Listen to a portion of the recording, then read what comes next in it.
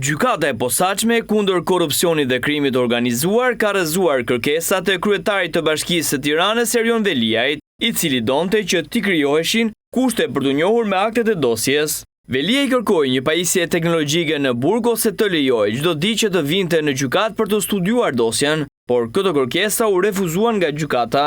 Gjithashtu në seancën paraprake, kryebashkiaku kërkoi shtyrjen e procedurës, derisa kjo e drejtë elementare e drejta për të mbrojtur t'i garantohet e plot dhe në mënyrë efektive.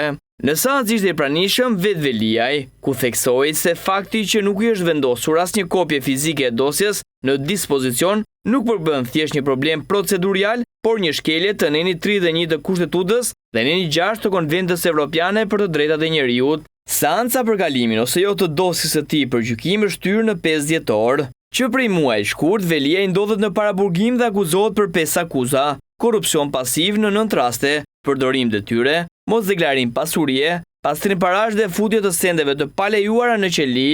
Për të njëjtat akuza po hetohet edhe bashkëshortja e tij Ajola Xoxa, e cila ndodhet në masën e detyrimit të paraqitjes. Bashkë me të, në hetim janë edhe disa biznesmen: Gentian Sula, Fatmir Bektashi, Shkëlqim Fusha, Meriman Palushi, Sokol Kryeziu, si dhe Elman Abule. Ky i fundit akuzohet për pastrim parash, ndërsa të tjerët hetohen për korrupsion aktiv.